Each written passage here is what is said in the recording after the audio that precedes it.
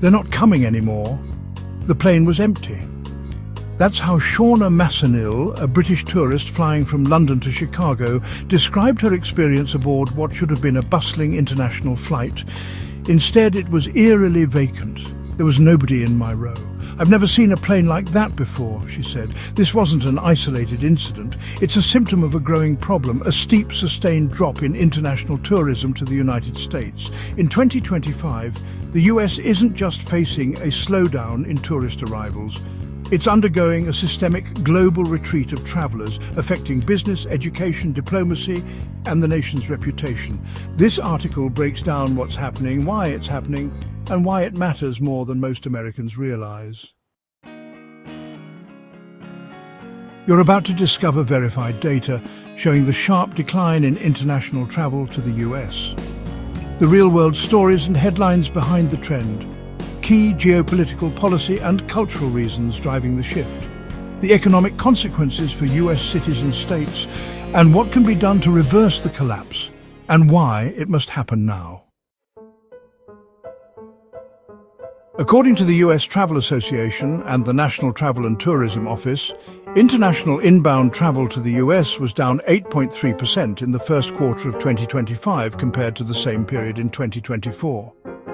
Canadian air travel to the US declined nearly 20% in April 2025, while land crossings dropped 35.4%. Mexican tourism fell by 14.2% year over year.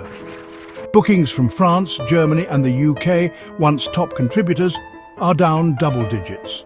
Australia's largest travel agency, Flight Centre, reported a 16% drop in US bookings, while travel to Japan, New Zealand and Southeast Asia increased sharply.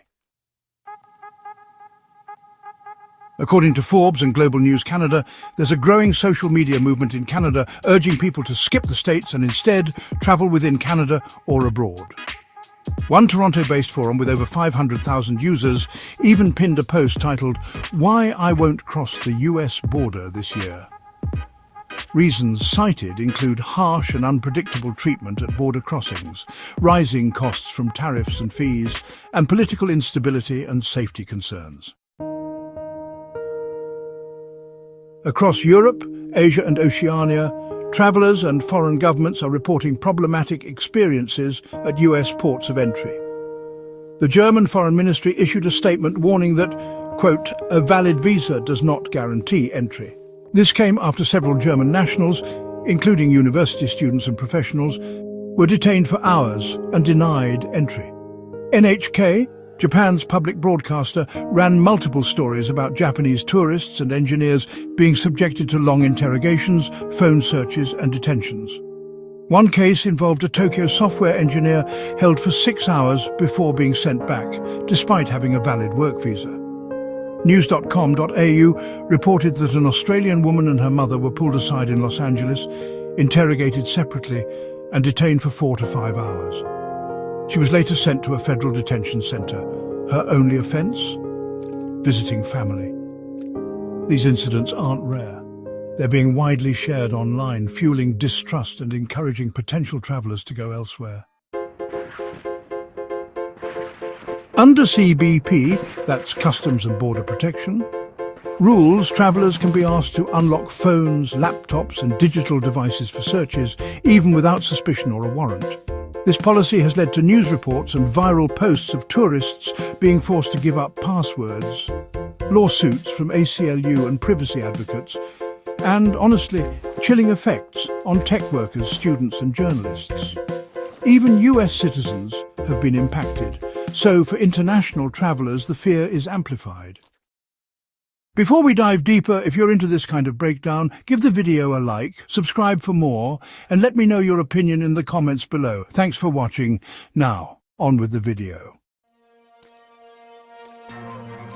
America's internal divisions and external policies are changing how foreigners perceive the country. Key developments include tariffs and retaliatory trade measures that have increased travel costs, and student visa denials have spiked, up 21% in 2024, according to ICE data. Unpredictable foreign policy, from abrupt visa bans to cancelled diplomatic programs, erodes trust In France, there's been a real shift in sentiment. A recent editorial put it bluntly, "L'Amérique n'est plus le rêve," or "America is no longer the dream." 2025 polling from IFOP shows 71% of French citizens view the US negatively, a sharp rise from just 48% in 2020. Travelers don't just visit places, they visit ideas, and the American idea is changing.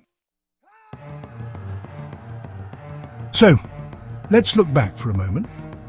In 2019, before the pandemic hit, international travelers spent $233 billion in the United States. Tourism supported 9 million jobs. The top markets were Canada, Mexico, the United Kingdom, Japan, China, Germany, France, South Korea, Brazil and Australia. Now, in 2025, just losing 10% of those travelers means a loss of around $23 billion each year. And that translates to tens of thousands of lost jobs in hotels, restaurants, airports, retail, and attractions like theme parks, museums and tours.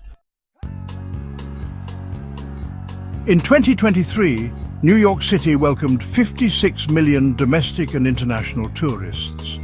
But in the first quarter of 2025, international visits dropped by 13%. This cost the city over $1.2 billion in lost revenue, according to the NYC and Company Tourism Board. Once a top choice for Canadian snowbirds, Canadian vacation home sales in Florida dropped by 30%, while purchases in Portugal and Mexico surged. So, airlines follow money, and honestly, they're reacting fast. Air Canada has reduced United States-bound flights and increased capacity to Europe and Latin America. Lufthansa cut some transatlantic United States routes, citing unpredictable demand. Qantas, meanwhile, pivoted from Los Angeles to stronger routes in Asia-Pacific.